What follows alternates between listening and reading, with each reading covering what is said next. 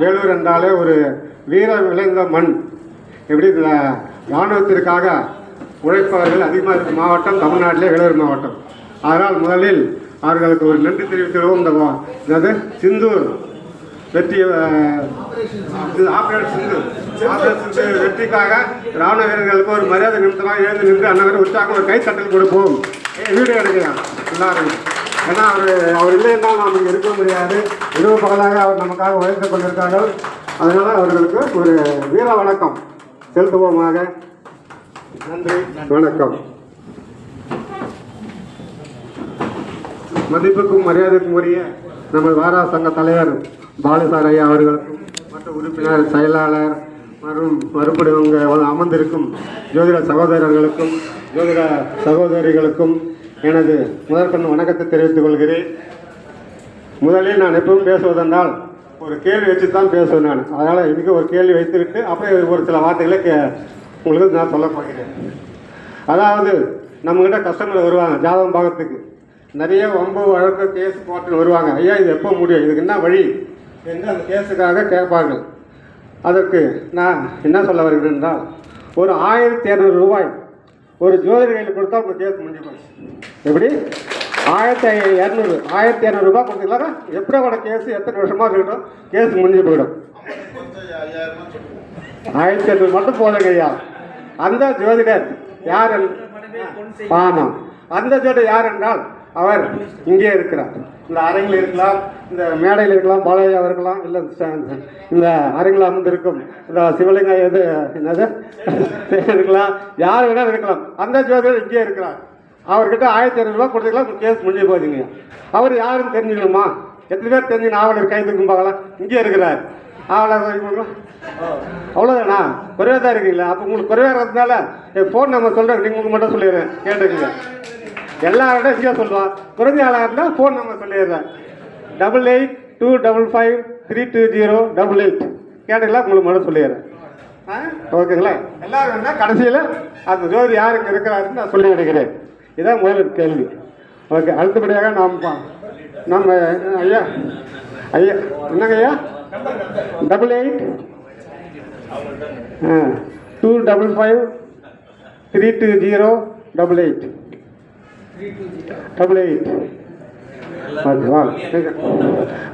ஐயா பாலையா நம்ம குருநாதர், என்னுடைய குருநாதர் ஒரு 1.5 வருஷம் தான் எனக்கு இந்த அறிமுகமானதுலேருந்து என்னை இந்த அளவுக்கு நிறைய நாளைக்கு மீட்டிங்கில் பேச வைத்து விட்டார். அதுவும் போல் என்னுடைய ஆஃபீஸில் வந்து மீட்டிங் போட்டு என்னை ரொம்ப சிறப்பாக அழித்தார். அதுவும் இல்லாமல் இப்போது போன வாரம் ஒரு யூடியூப் சேனலை என்னை ஓப்பன் பண்ண வைத்து விட்டார். அப்படின்னா எந்த அளவுக்கு என்னை வைத்திருக்கிறாருன்னு பாருங்கள். அவருக்கு ஒரு வாழ்த்து பாராட்டு தெரிவித்துக் கொள்ளலாம். என்னை யூடியூப் ஓப்பன் பண்ண அளவுக்கு என்னை வளர்த்து இருக்கிறேன்னா எவ்வளோ பாராட்டு பாருங்கள். ஆமாம், தாண்டிட்டாரு. நம்மளுக்கு அந்த அந்த ஊக்கத்தை கொடுத்துருக்காரு, அதே ஒரு பெரிய விஷயம் இல்லையா? ஆமாம், எப்படின்னாக்கா நான் வேற ஒரு சேனலில் போய் பேசிட்டு இருந்தேங்க ஐயா. அங்கே வந்து பேசும்போது இந்த பாகிஸ்தான் இந்தியா வார் வந்து அதை வந்து மறைமுக சொல்லியிருந்தேன். அதுக்கப்புறம் சித்திரை மாதம் வெயிலே இல்லாத அளவுக்கு கத்திரி வெயில் நல்லா மழை பெய்யுன்னு சொல்லியிருந்தேன். இதெல்லாம் அவர் டிலீட் பண்ணிட்டார். எனக்கு மன வருத்தமாச்சு. ஒன்று ஃபோன் பண்ணி பாலாஜி சொன்னேன், இந்த மாதிரிலாம் நடந்ததுங்க, என்னெல்லாம் எதுக்கு நீ அவங்ககிட்டலாம் போய் பேசுகிற, நீயே ஓப்பன் பண்ணிருந்தாரு. ஓப்பன் பண்ணி பார்த்த பிறகு 15 ஒரு வாரம் தான் ஆச்சுங்கய்யா. ஓப்பன் பண்ணிவிட்டு முதல் வீடியோ சாயங்காலத்துக்கு ஒன்று போட்டேன், 2வது வீடியோ ஒன்று போட்டேங்க ஐயா. ராகக்கேது பொது பலன் போட்டேன். அது சொல்லியிருந்தேன் புது பலனில் கடலில் இருக்க ஒரு கப்பல் அதாவது கடலில் வந்து கப்பலுக்கு ஒரு விபத்து ஏற்படுன்னு சொல்லியிருந்தேன். சொல்லி ஒரு வாரம் தான் ஆச்சு. நேற்று கப்பல் ஒன்று மூழ்கி போச்சு எர்ணாகுளத்தில். பார்த்தீங்களா நியூஸ்? யாராவது பார்த்துருப்பீங்க. சொன்னது 10 நாள் நடந்து போச்சுங்க ஐயா. ஸோ அதனால் இதெல்லாம் வந்து ஐயா சொன்ன ஐடியாவில் தான் நான் ஃபோன் பண்ணியிருக்கேன் ஐயா. இப்போது நாம் ஒரு பொருளுக்கு ஒரு சில வார்த்தைகளை சொல்லிவிடலாம். இப்போ திருமணம் நடக்குது, கல்யாணம். இதெல்லாம் ஒரு நான் என்னோட அனுபவத்தை சொல்கிறேங்க ஐயா. நான் புக்கு படிச்சதில் அது அவ்வளோ விஷயம். இப்போ கல்யாணம் நடக்குதுனாக்கா டைவர்ஸ் ஆகுது. எப்படி டைவர்ஸ் ஆகும்போது எல்லா ஜாதகம் தெரியும். இந்த காரணம் தான், இந்த காரணம் இதுவாக டைவர்ஸ் ஆகும். எவ்வளோ 6 மாதம் கழிச்சு ஆகும், 1 வருஷம் கழிச்சு ஆகும்.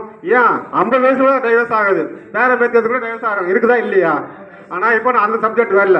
கல்யாணம் ஆனாக 1 வாரத்தில் டைவர்ஸ். எப்படி ஒரே வாரத்தில் பிச்சுன்னு விடும். ஸோ அது எப்படி, அதை பற்றி ஒரு சுருக்கமான விஷயம். ஏன்னா இதெல்லாம் ஜாதகத்துக்கு தெரியும். 1 வாரத்தில் டைவர்ஸ் ஆகுது, பொறுத்து பார்க்கும்போதே வரும். ஏன்னா யாரும் சொல்ல மாட்டாங்க. ஏன் சொல்கிறாங்களா? நமக்கு எதுக்கு வம்பு சொல்ல மாட்டாங்க. சரினா அது விதிப்படி நடந்து விட்டுருவாங்க.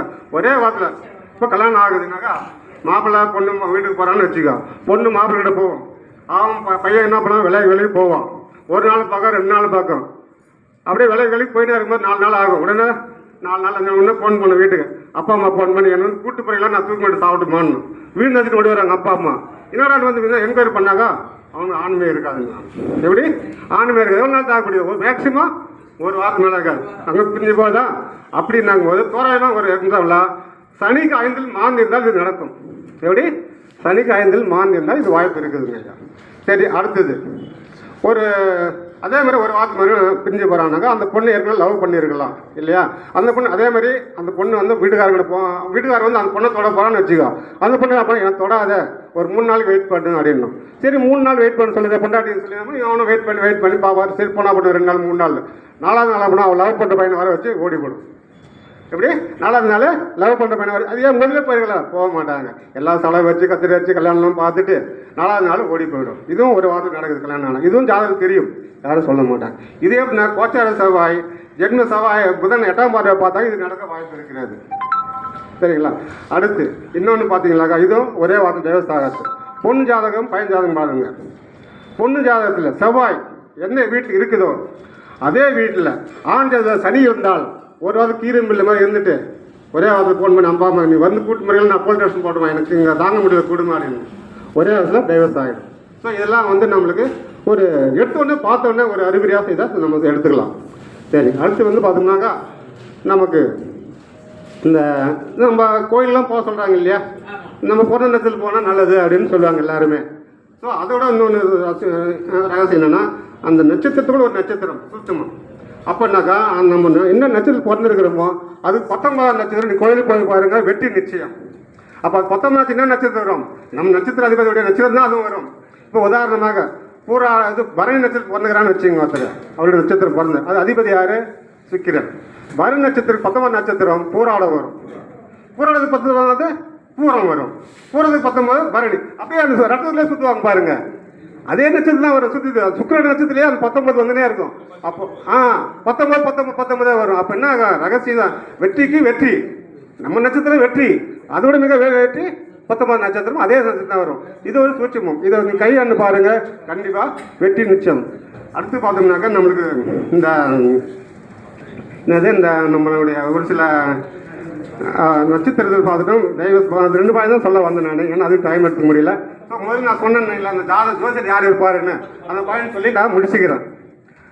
அதாவது வந்து ஒருத்தர்கிட்ட, அதாவது நம்ம வந்து ஜோசியரை வந்து ஒரு கடவுளாக நினைக்கிறோம். உயிர் உள்ள கடவுள் யார், ஜோசியர் இருக்காங்களே இல்லை, உண்மையான ஒரு ஜோசியர் வந்து உயிர் உள்ள கடவுள். அதுக்கு அடுத்து யார் உயிர் உள்ள கடவுள், ஜட்ஜி இருக்கா இல்லையா. ஜட்ஜிக்கு உயிர் உள்ள கடவுள், உயிர் எடுக்கவும் முடியும், உயிர் காப்பாற்ற முடியும் ஜட்ஜிக்கு. அதே மாதிரி தான் ஜோசியர், நல்ல ஒரு ஜோசியர் உயிர் கொடுக்க முடியும், காப்பாற்ற முடியும். 2 பேருமே 2 தராசு வச்சுக்கோங்க. ஜட்ஜி ஒரு தராசு, ஜோதியர் ஒரு தராசு. உங்ககிட்ட ஒரு கேஸ் இருக்கிறவன் மாதம் வாய்தா வரும், போய் ஜட்ஜி பார்க்குறாரு 1 மாதம்.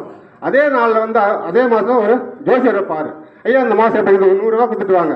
இப்படியே 12 மாதம் ஜோசியரை பார்க்குறீங்க, ஜட்ஜி பார்க்குறீங்க, ஜோசியர் பார்க்குறீங்க, ஜட்ஜி பார்க்குறீங்க. ஜோசியர் பீஸ் எவ்வளோ, 100 12 மாதம் ஏழாச்சு 1200, 14 மாதம் கேஸ் முடிஞ்சு போயிடும். அப்போ இது பிரபஞ்சம் என்ன பண்ணுது, இந்த 2 கடவுள்கிட்ட பேசி மறைமுகமாக கேஸை முடிச்சு விட்டுருது.